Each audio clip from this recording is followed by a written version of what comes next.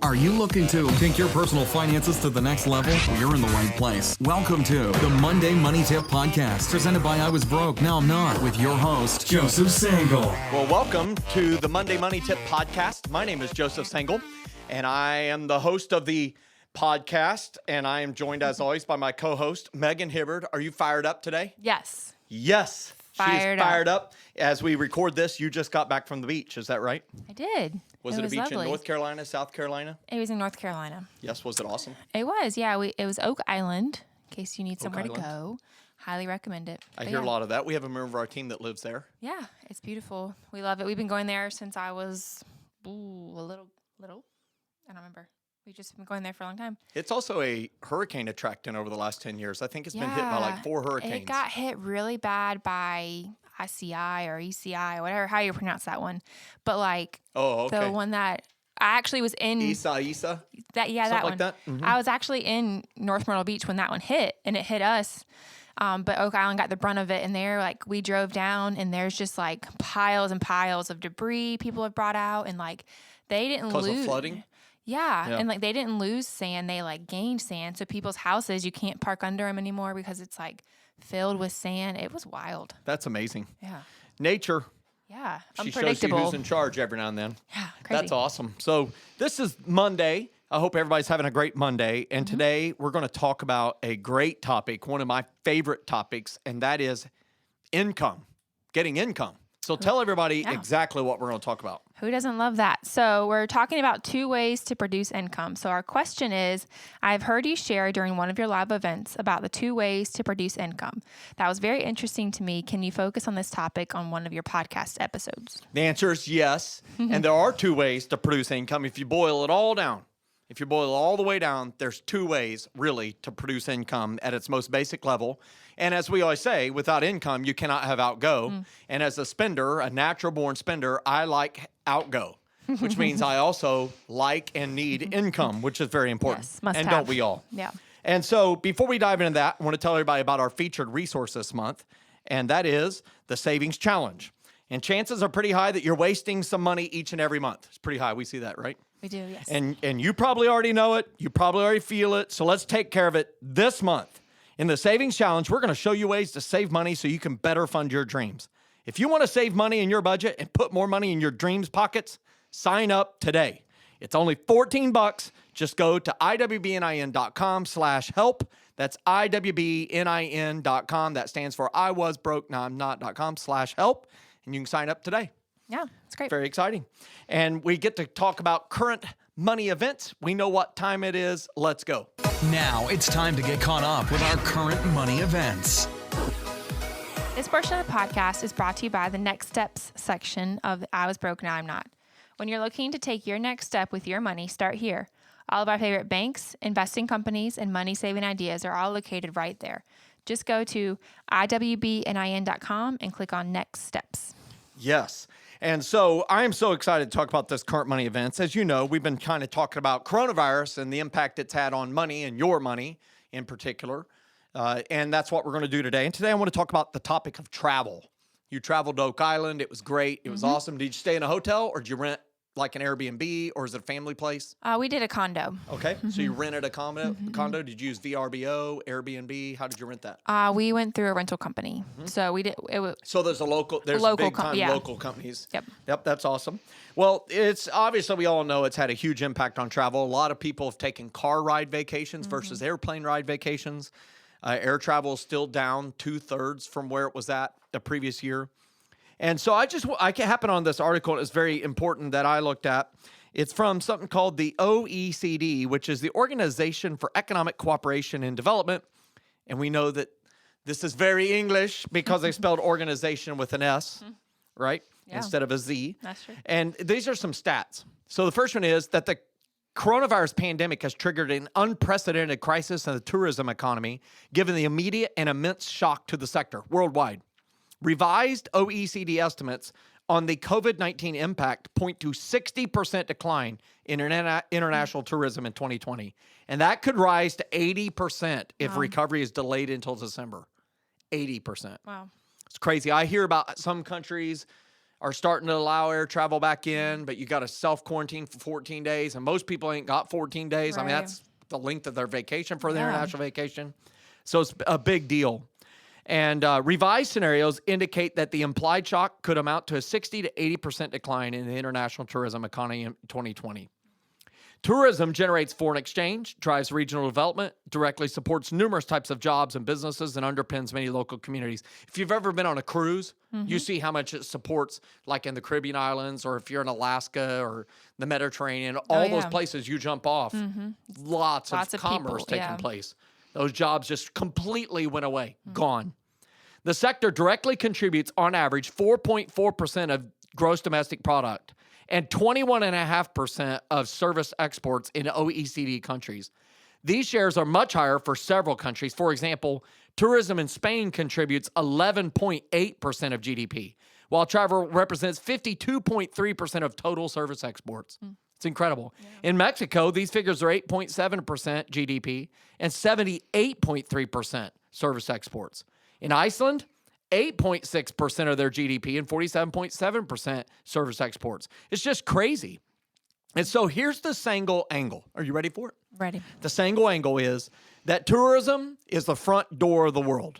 It introduces us to different people, cultures, art, music, food, and worldviews. And I love the statement that a change of place plus a change of pace equals a change perspective. I like that. I want to say it again. A change of place plus a change of pace. So think about it. You're in a different spot. You're not running around as much as you normally are. That equals a change perspective. And that's what happens when you travel around the world. And I encourage all of our listeners to travel, safely, of course, as it brings variety to our lives. And as the other famous saying goes, variety, it is the spice of life. So, question for you, and I would ask the podcast audience to think about it for you. I'm going to ask Megan, but I want the podcast listener, you think about it for you. When is the next time you think you're going to get on an airplane for tourism type travel? Well, we had 2 that got canceled. So, but Jordan and I are talking about doing something for our anniversary. What we were going to do for our anniversary got canceled. We were supposed to go to Israel, and that trip got canceled. So I think I want to go somewhere like locally, maybe like the Caribbean or something, but fly down. So when, that would be October. October, as we're releasing this podcast. So as you're preparing for it. So maybe you'll do that. Maybe you won't. I know that I booked my first airplane ticket to go travel and speak. Yeah. It's in October. So in just a few days from the release of this podcast. Crazy. It's crazy.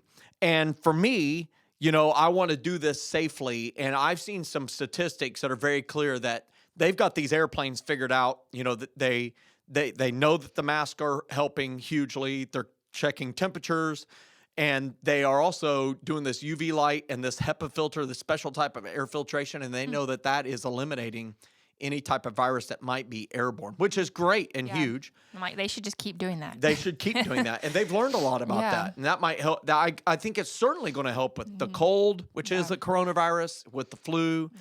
But I would tell you what I believe the Sangl angle is, that when people have a test, when there's a test, and there's a test right now that they say is going to be released, 50 million a month, starting the month of October, that can get you results in 5 minutes. Oh, wow. In 5 minutes of whether you have it, and it is one of the most effective and exactly correct tests. It has very few false negatives, false positives. Yeah. And so that is huge. And it is when that happens that you're going to see big sporting venues, cruise ships, concerts, all that sort of stuff that brings great things to life.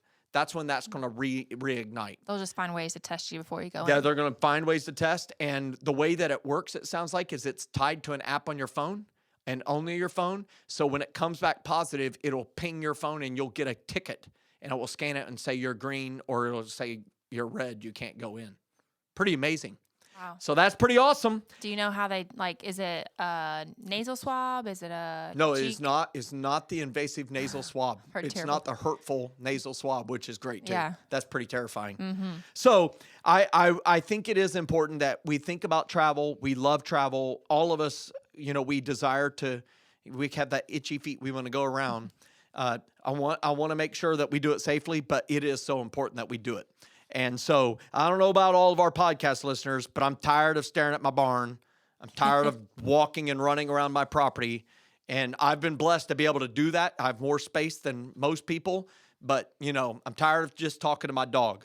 It's time to go visit people. I like humans.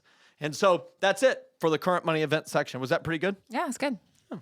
Okay, our success story this week comes from Dave, and Dave says, "Thank you. It's been 120 days since we did our first budget, and in that time, God has blessed us in ways I thought were impossible. The day we bought your book after the seminar at your church, we were broke." And that's capital. They were broke. "So the only reason we had enough money to buy the book is because our church covered half the cost." He goes on to share that since they have been able to fully fund 2 vacations they had already planned with cash, and their savings has gone from less than $50 to over $1,200. And they've even had those unplanned expenses like a car battery, price hikes on bills, and they were able to save. "We haven't swiped a credit card once," Dave said. That's incredible. Yeah. And so, Dave, I would say a couple things. Number one, it's been 120 days. And that's long enough to form a new habit. Yeah. And so that's 4 months. That's awesome. And, we all hope for this, that when we're at this low point financially and we have this, I guess what we try to do when we teach is we try to provide a moment of inspiration that you can do this moment, but pair it with education, which allows them to go away with application. I know that's a lot of shuns, but that's really what it is. Ultimately at the end of the day, I can show up and teach. We can sit here on this podcast and we can try our best to inspire people and say, you can do this and this is awesome and this is amazing. And every now and then on the podcast, I'll have hat hair and it'll be awesome and that'll be frightening and all that stuff. But if you should really check out some of the YouTube videos of this podcast. They're pretty alarming sometimes. But here's what I know. We want it to be humorous. We want it to be entertaining. We want it to be inspiring. At the end of the day, though, we're going to leave the event. We're going to leave this podcast recording booth and studio, and we're going to go home to our financially free lives. We can't want it enough for our listeners. We can't want it enough for the people that choose to be a part of our live events or buy one of our resources. But what we can do is provide that catalytic moment. And it is at that moment, like Dave experienced, that all of a sudden they see their finances in a new way. They see they can do it, and it almost snaps them out of this unconscious style of living of I have to spend, I'll always be broke, I'll always have a car payment, to, hey, there is a better way, and I'm going to try this. I am sick and tired. You know what we call it? An IHHE moment. Tell everybody what that means. It's an I've had enough moment. Yes. And I know that your precious son, Logan, he has never got on your last nerve yet, although he may have wore you out early on with not sleeping very well. Did you ever have an I have had enough of not sleeping? Oh, yeah. Yeah. So those are special moments. And mamas, as their kids get older, have a lot of them, I've noticed. And so I think it's really important to have that with your finances when things aren't going the way you're wanting it to go towards your dreams, towards your fully funded life, that you have this snap to it moment. And I'm telling you, exactly as Dave has experienced, in 3 or 4 months, you can be light years from where you are today. And so I would just share it with each of our listeners.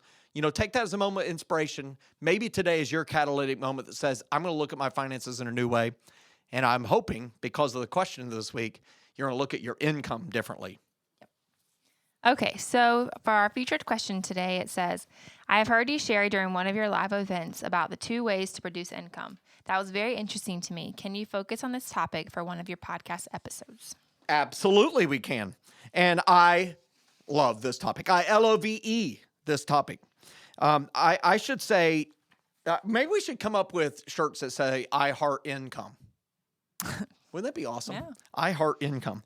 First, we have to share with everybody what the 2 ways are. Yes. So Megan, share with them what the 2 ways to produce income are. When you boil it all down, way number 1 is what? Yes. So type number 1 is work equals get paid money. Don't work equals don't get paid money. Yes. It's also known as a job, right? This is you show up to work, you get paid an income. You don't show up, your income kind of goes away, like totally. Yep. Okay, that's type number 1. All right. Okay, what's type number 2? Type number 2 is get paid whether or not you're working. Yes.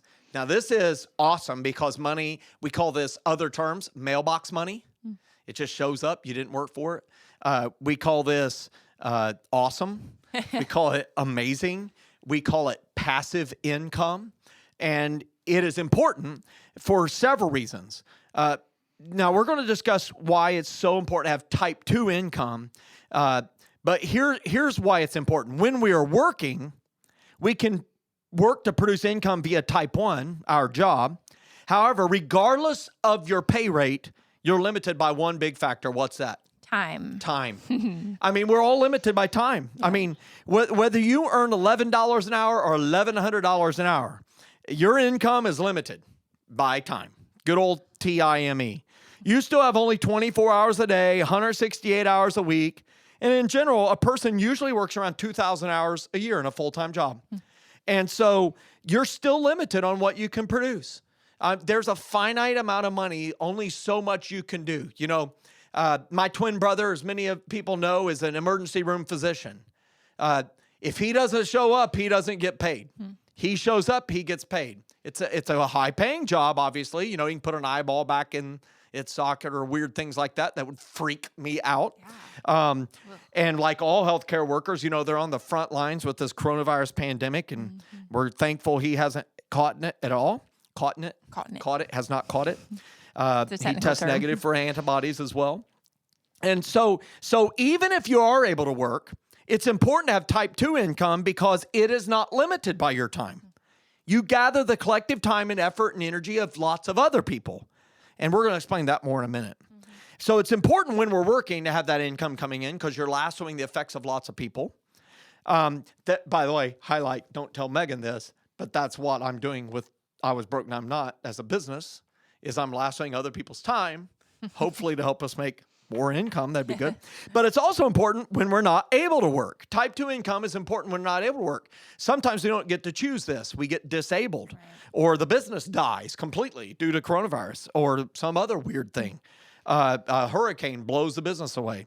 Or you choose to retire. You're tired, so you just retire. Or you're just flat exhausted and say, I don't want to work anymore. And if you have enough type 2 income, which remind everybody what type 2 is again. Type 2 is get paid whether or not you're working. You get that money whether or not you're working, so you can choose not to work.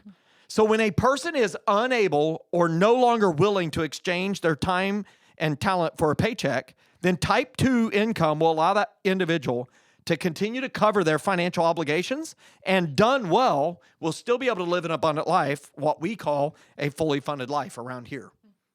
Right? Isn't that exciting? Yeah. So podcast listener, Megan has a critical question. Yes. She wants to ask you right now. Yes. So if you were unable to work for a paycheck right now, how much income would continue to come your way? So think about that. I want you to really think about this. I know it's Monday morning. It's a tough question.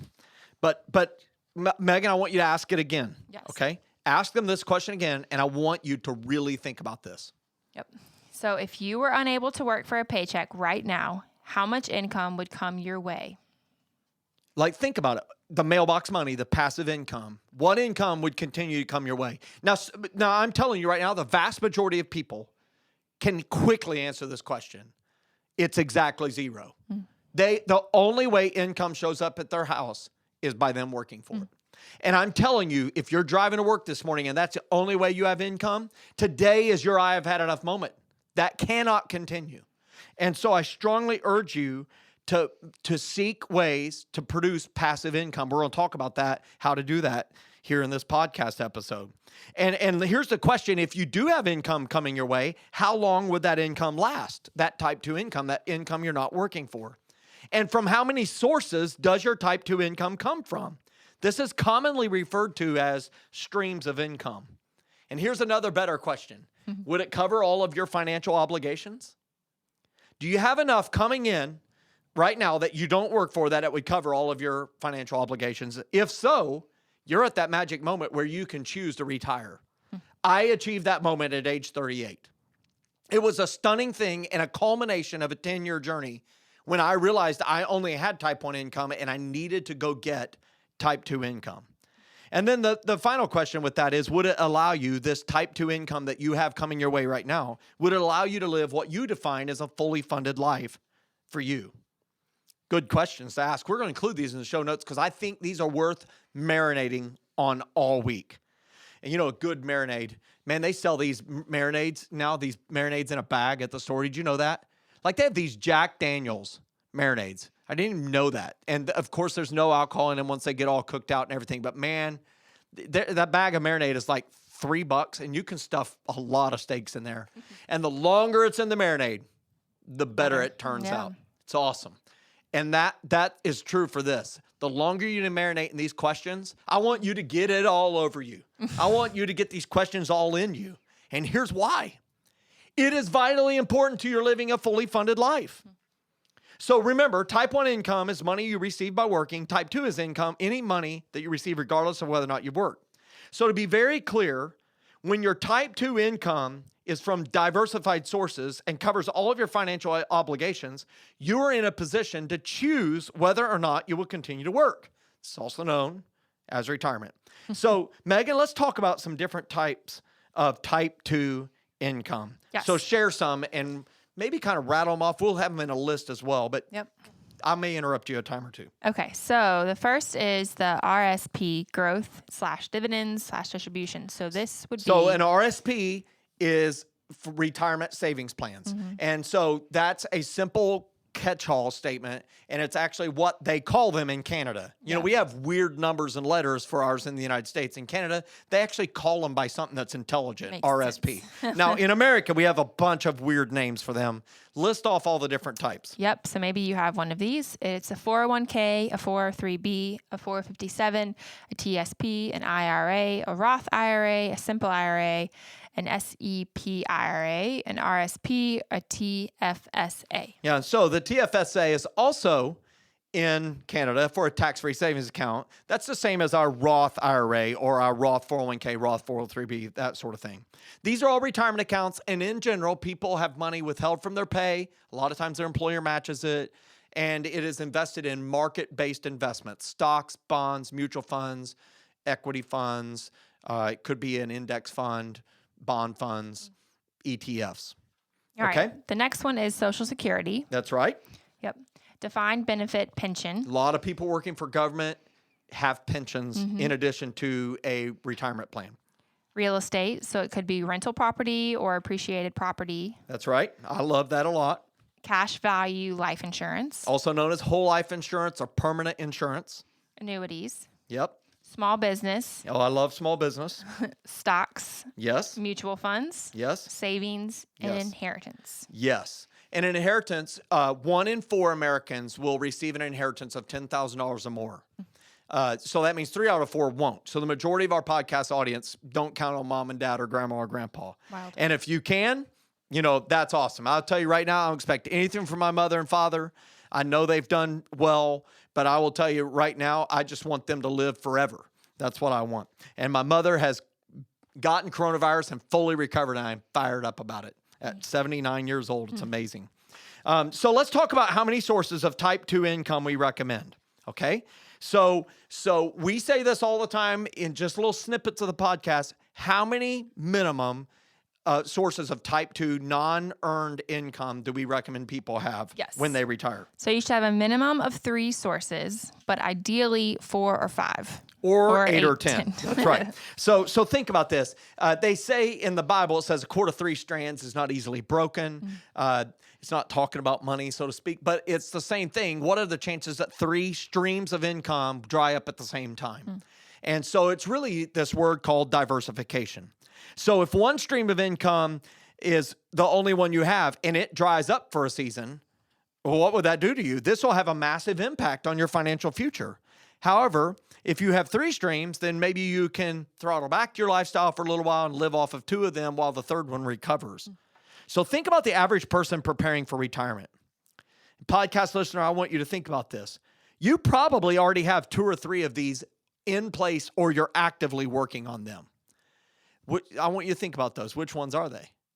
It's probably Social Security, and you may have a pension, and you may have a retirement savings plan like 401k, 403b, 457, that sort of thing.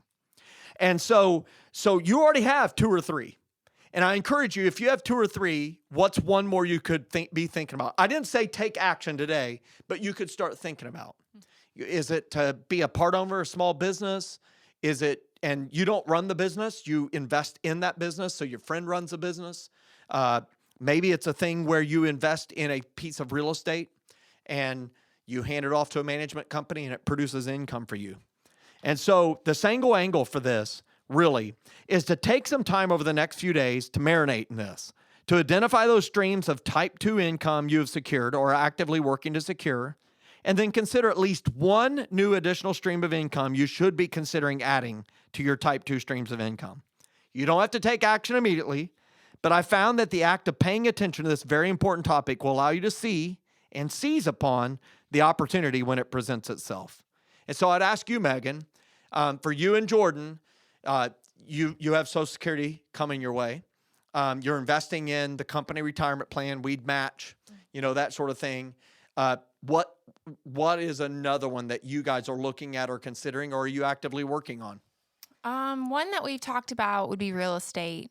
We're not actively moving on it right now, but we definitely have talked about it a lot and tried to figure out what the next step would be to move us in that direction. Right. And you may feel like that's not very productive, the talking, but it's far more productive than you know. Yeah. And I know for me, I'm a very boring individual, I guess, but on my 10-year anniversary, my bride and I were driving around after eating a really nice meal at the local restaurant, Sullivan's. We were driving around looking at potential rental properties. We were looking at exploring that at that time. Yeah. And then our car broke down. Oh, gosh. A 1997 Chevy Cavalier died, and we had to get our friend Ken to come drag us home. It was horrible. But here's what I know. I did not purchase a piece of rental property until 13 years later. Is that crazy? That's crazy. But I was exploring it, looking at it, thinking about it, getting in financial position to do it. Now, I chose to chase small business. We now have 8 of those. I chose to chase raw land. I chose to chase those things. So I have real estate that I hope is appreciating over time, but it doesn't produce income. And so it took about 13 years for me to pull the trigger on rental property. And so I just wanted to share that with all of our audience to say it won't be overnight for most of you. Some of you will be, and that'll be awesome. Most times you have to marinate in it for a while, and then eventually, boom, you're comfortable with it, at least comfortable enough to take the risk. And then off you are, and you'll be on your way to a fully funded life. And we had a verse that really relates to this today. Share it from Ecclesiastes 11:2. Yes, it says, invest in 7 ventures, yes, in 8. You do not know what disaster may come upon the land. See, the Bible's saying you need 7 ventures, maybe 8. You just don't know which one's going to die. And so we really encourage you, maybe re-listen to this. Think about those type 2 ways to produce income, those ways where money shows up in the mailbox. It'll be awesome. Tell everybody what we're going to talk about next Monday. Yes. So next week, we're talking about celebrate along the way. So we have our question is talking about, hey, we're trying to achieve this wrong. We keep getting knocked down. How do we continue to make it? So if you feel like that's you're trying to pay off your debt and you just can't seem to get that way. You're trying to pay off your house, but something keeps getting in the way. This is the episode for you. It's about having joy in the journey. Yep.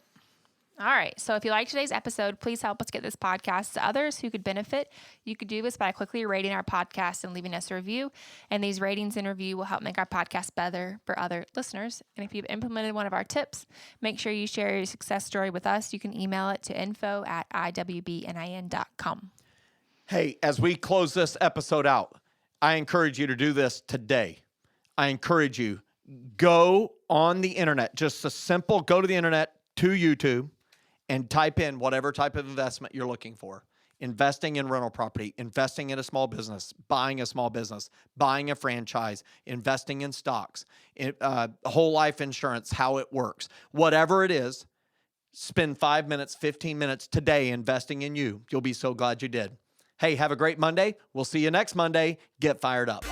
Thanks so much for listening to this episode of the Monday Money Tip Podcast, presented by I Was Broke, Now I'm Not. If you enjoyed today's episode, please leave a review and subscribe. And for more great content and to stay up to date, visit iwbnin.com. We'll catch you next time.